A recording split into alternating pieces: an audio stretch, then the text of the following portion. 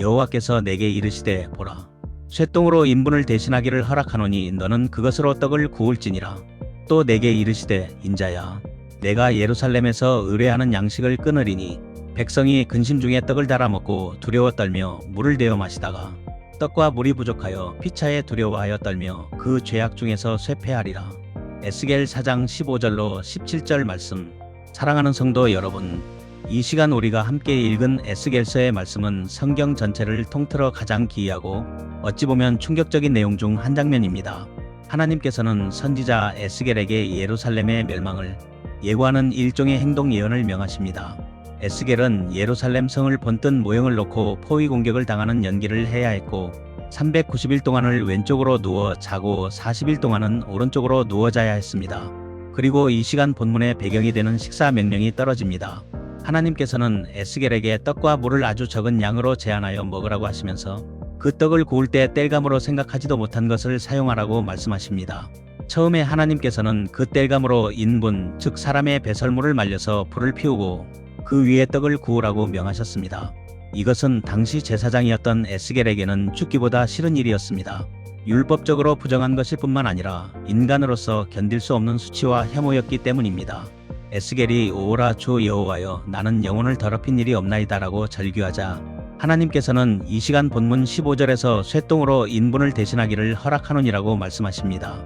도대체 하나님께서는 왜 이토록 처절하고 비참한 상황을 선지자에게 연기하게 하셨으며, 그리고 쇠똥으로 떡을 굽는 이 기가 막힌 장면 속에서 우리가 발견해야 할 복음의 진리는 무엇일까요? 첫째로 우리는 하나님께서 우리가 의지하는 세상의 양식을 끊으실 때가 있음을 기억해야 합니다. 이 사실을 깨닫기 위해서 우리는 16절 말씀을 우리는 기억해야 합니다. 인자야, 내가 예루살렘에서 의뢰하는 양식을 끊으리니. 여기서 의뢰하는 양식이란 문자적으로는 떡 지팡이, 즉 스텝 오브 브레드를 의미합니다.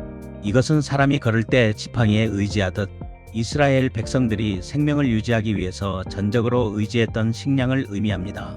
그런데 하나님께서 그것을 부러뜨리시겠다고 하십니다. 백성이 근심 중에 떡을 달아 먹고 두려워 떨며 물을 마시다가 음식을 배불리 먹는 것이 아니라 저울에 달아서 아주 조금씩 아껴 먹어야 하고 물도 개양하여 마시며 벌벌 떠는 극한의 결핍이 찾아온다는 것입니다. 사랑하는 성도 여러분, 왜 사랑의 하나님께서 자기 백성의 양식을 끊으실까요? 그것은 그들이 하나님보다 양식을 더 소중히 여기고 생명의 근원 되신 여호와보다 눈에 보이는 풍요를 더 의지했기 때문입니다. 이스라엘은 가나안의 풍요의 신인 바알을 섬기며 하나님께서 주신 축복을 우상 숭배의 도구로 바꾸어 버렸습니다. 때로는 우리 인생에도 기근이 찾아옵니다. 경제적인 기근, 관계의 기근, 건강의 기근이 찾아옵니다. 내가 지팡이처럼 의지했던 재물이 마르고 내가 철석같이 믿었던 사람이 떠나갑니다. 그때 우리는 두려워합니다. 그러나 기억해야 할 것이 있습니다. 하나님께서 우리의 양식을 끊으실 것은 우리를 굶겨주기라는 것이 목적이 아닙니다. 우리가 진정으로 의지해야 할 분이 누구인지, 우리의 생명의 떡에 있는 것이 아니라 여호와의 입에서 나오는 말씀에 있다는 사실을 깨닫게 하시기 위함입니다. 두 번째로 육신의 배고픔보다 더 무서운 것은 죄악으로 인한 영혼의 쇠폐함입니다. 하나님께서는 이 시간 본문 17절을 통해 이 심판의 결말을 이렇게 말씀하고 있습니다. 떡과 물이 부족하여 피차에 두려워하여 떨며 그 죄악 중에서 쇠폐하리라. 여기서 쇠폐하다라는 말의 히브리 원어는 마카크인데 이 말은 썩어 문드러지다, 소멸하다라는 뜻입니다. 단순히 배가 고파서 말라 죽는 것이 아니라 썩어 문드러져 소멸되는 것입니다. 성경은 그 원인을 그 죄악 중에서라고 정확하게 지목하고 있습니다. 예루살렘의 멸망은 군사력의 부족이나 식량이 부족해서가 아니었습니다. 죄 때문이었습니다. 하나님을 떠난 죄, 거룩함을 상실한 죄가 그들의 마음 안의 생각과 영혼을 썩게 만들었고 결국 육체의 삶까지 파멸에 이르게 한 것입니다. 오늘날 우리는 떡이 없어서 굶주리는 시대가 아닌 영적 기근의 시대를 살고 있습니다. 아모스 선지자가 아모스 8장 11절에서 예언한 말씀처럼 양식이 없어 주림이 아니며 물이 없어 가람이 아니요 여호와의 말씀을 듣지 못한 기갈이 가득합니다. 풍요로운 음식을 먹고 좋은 차를 타지만 사람들의 내면은 두려움과 불안으로 쇠폐해가고 있습니다. 죄는 우리를 하나님으로부터 분리시키고 생명의 공급을 차단하여 결국 우리를 영적으로 메말라 비틀어지게 만듭니다.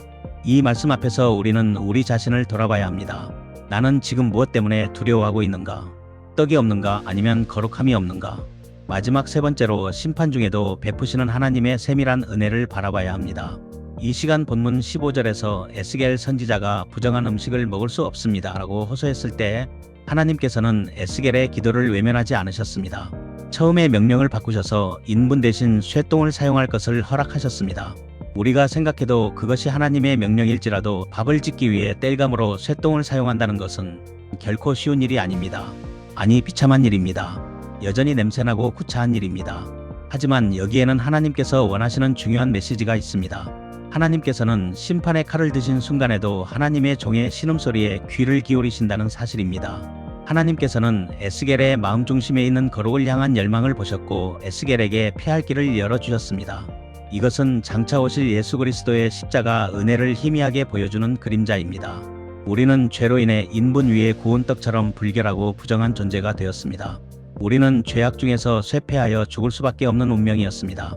거룩하신 하나님 앞에 설 수 없는 자들이었습니다.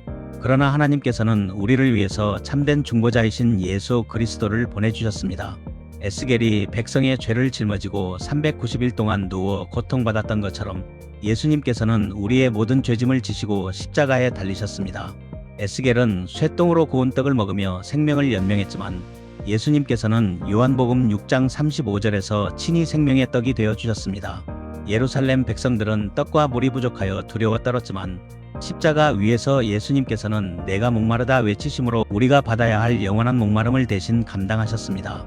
예수님께서 심판을 대신 받으셨기 때문에 우리는 더 이상 죄악 중에서 쇠폐하지 않고 영생을 얻게 되었다는 사실을 우리는 반드시 기억해야 할 것입니다.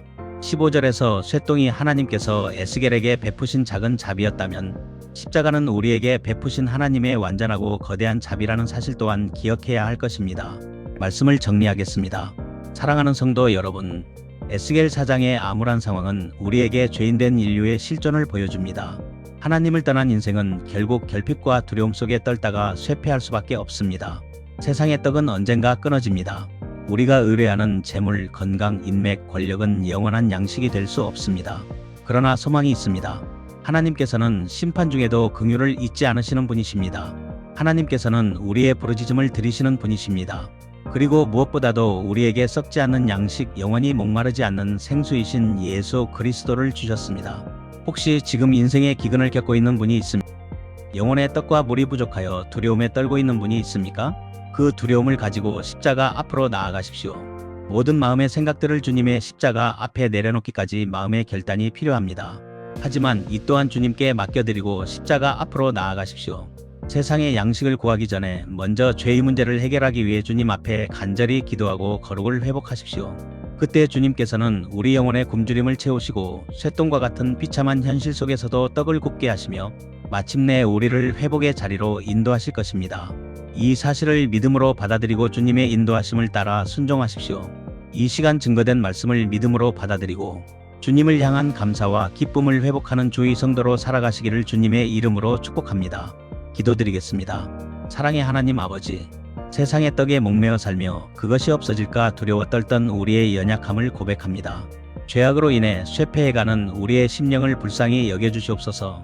에스겔 선지자의 작은 신음에도 응답하셨던 주님, 오늘 우리에게 찾아오셔서 참된 생명의 떡이신 예수 그리스도로 우리를 배불리 먹여주시옵소서. 세상이 줄 수 없는 평안과 생명으로 우리를 채워주시옵소서. 우리의 삶에 감사와 기쁨을 주시고 건강한 믿음을 주시는 예수님의 이름으로 기도하옵나이다. 아멘.